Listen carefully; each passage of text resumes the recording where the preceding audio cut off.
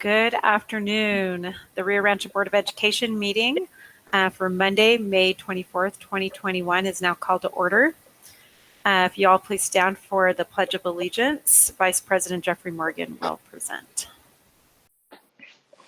I pledge allegiance to the flag of the United States of America and to the republic for which it stands, one nation, under God, indivisible, with liberty and justice for all.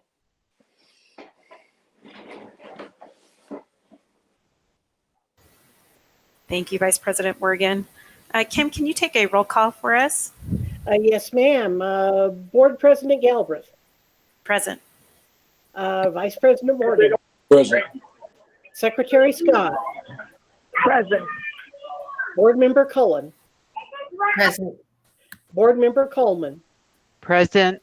And you have a quorum, 5-0. Thank you. Okay, I'd like to welcome everyone out to our special board meeting today. It's nice to see everyone a little more dry than the last time I saw you on Monday.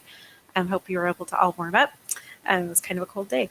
We're going to start our meeting today with some introductory comments from our Superintendent of Schools, Dr. Visu Cleveland. Madam President, I don't have any introductory comments. We have a very short agenda, and so I think we could just move directly to the agenda matters. Okay, sounds great. Thank you, Dr. Cleveland. Okay, so for item E, to approve the prioritized agenda and proposed time allocations. Any questions? Any changes? I'll entertain a motion. This is Noreen Scott. I move to approve the prioritized agenda. I can go ahead and second. This is Catherine Cullen. Okay, thank you. We have a motion by Noreen Scott and a second by Catherine Cullen. And Kim, can you take a roll call vote for us, please? Yes, ma'am. Vice President Morgan. Yes. Secretary Scott. Present. Yes. and present too. Board I'm Member President, Cullen. yes. Board Member Cullen. Kim, will you go ahead and call that last name again? Yeah, Board Member Cullen. Yes. Sorry about that. Board Member Coleman. Yes. And President Galbraith. Yes. That is 5-0. Thank you. Motion carries. Okay, for our public comment, we have 4 public comments that have been sent into the board. We will not comment on these, but I will go through them. So our first one is from Tom Dixon. He is giving a proposal that we change the school start times to no earlier than 8:30 a.m. After looking through studies about adolescence and melatonin, and that it would be a benefit to our schools if our schools started after 8:30 a.m. in the morning. We have another from Christine Bowles. Christine would like for staff to not have to return until August 2nd, that it would be good for morale if they were able to have that weekend before having to go back into school. We have another from Brian Hill. And Brian Hill is also asking that we alter the high school bell schedule, stating that that it would be better for our high school students if they were able to go to school later. And he cites a Washington Post article. And then our last public comment is from Jessica Macon, also asking for us to take out 10 days for school year for next school year, and that there should have been a poll of teachers and families to make this decision, and asking us to once again reconsider taking those days off the calendar for 2021-2022 school year. And those are all of our public comment for today. For those who would like to address the board through public comment, please go to the RRPS board page.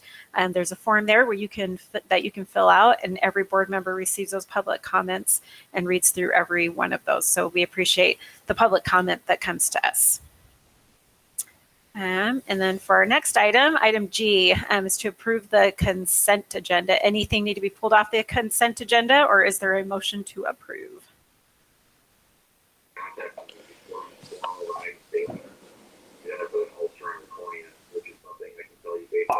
I'll enter- This is, I move, go ahead. Go ahead. This is Board Secretary Noreen Scott. I'll second. We still don't have a motion. This is President Galbraith, and I move to approve the consent agenda. If someone will please second. I second. I'm sorry, but, Vice President Morgan had moved. That's okay. Can we have a roll call vote on this, Kim? Yes, you may. Vice President Morgan, Yes. Secretary Scott, Yes. Board Member Cullen, yes. Board Member Coleman, Yes. President Galbraith, Yes. and that is 5-0. Thank you. Our motion carries. Okay, moving into our business portion, we will consider the approval of the 5/10/2021 unapproved board meeting minutes. Were there any changes that needed to take place on those minutes? This is Board Member Jeff Morgan. I make a motion to approve the 5/10/2021 unapproved board meeting minutes. Okay, we have a motion. Do we have a second?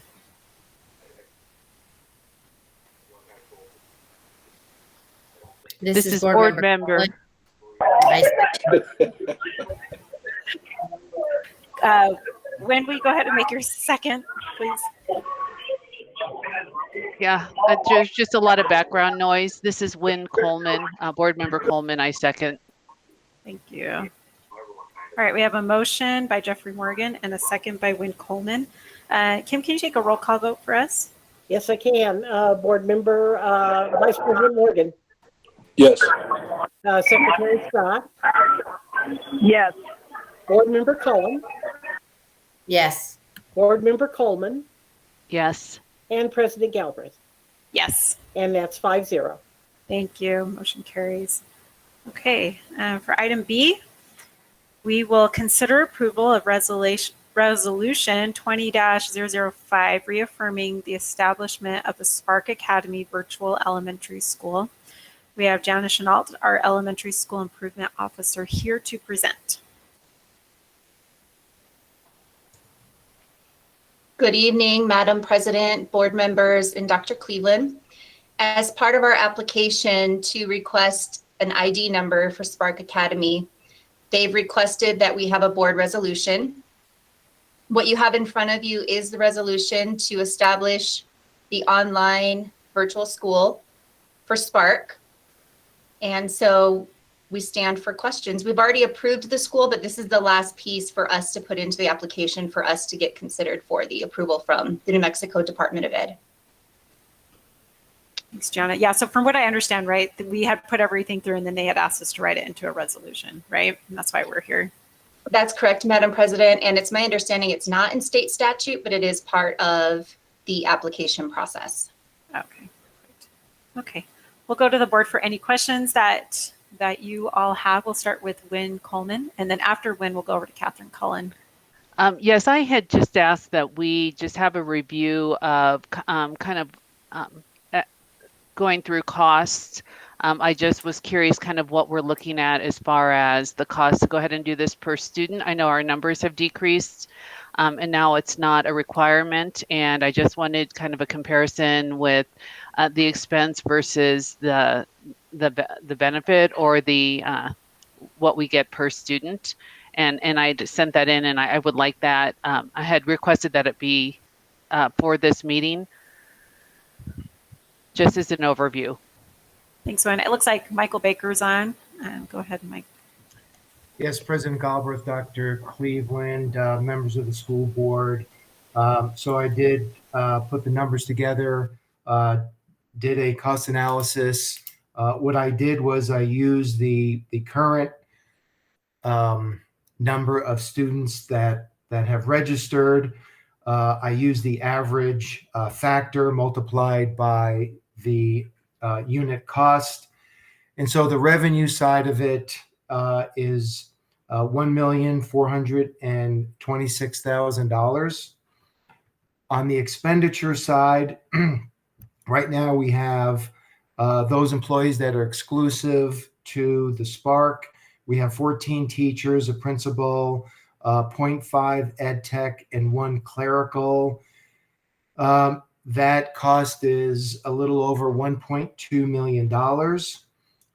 We will have the employees that will actually occupy a portion of Joe Harris Elementary School. So we will be purchasing furniture at approximately $15,000.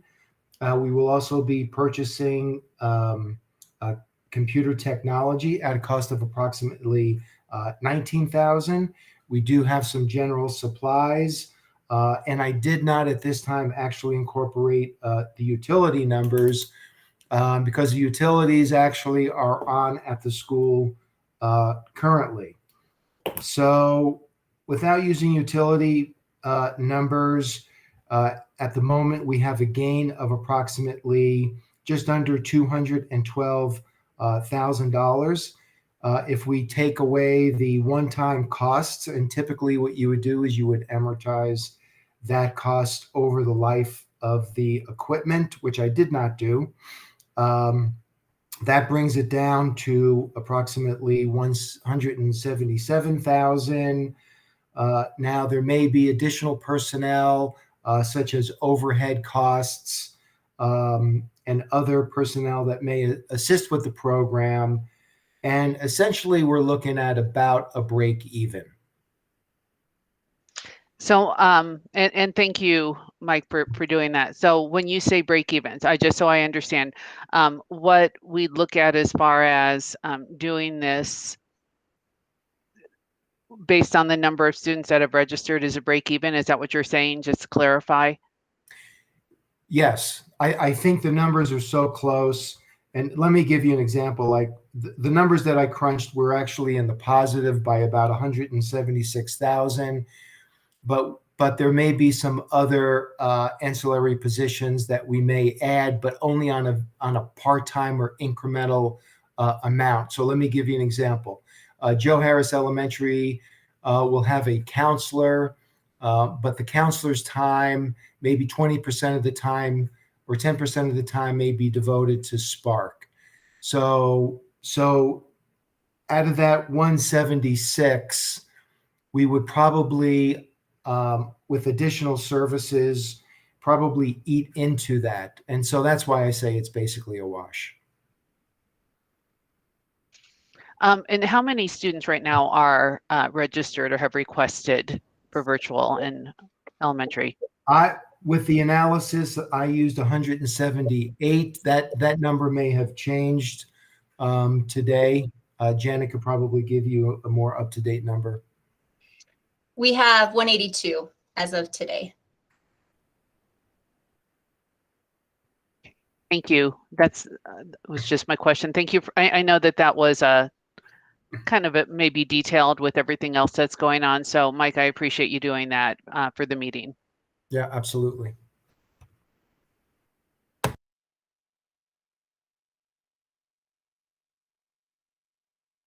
That's all for me.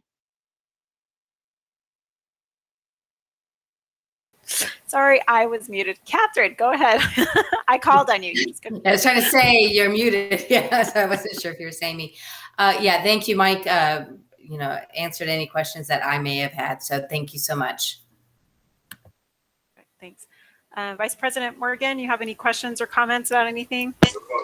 No questions or comments. Thank you. Thank you. And Noreen Scott? I have no questions at this time. Okay. Okay, thank you so much. So with that, I will entertain a motion. I make a motion for the approval of the resolution number 20-005, reaffirming the establishment of Academy Virtual Elementary School. Okay. This is Secretary Noreen Scott, and I'll second it. Okay, we have a motion and a second. I see Dr. Cleveland's on. Let me just give her a moment if she'd like to say something. I apologize, Dr. Cleveland, for not letting you talk sooner. Yes, it's not a problem.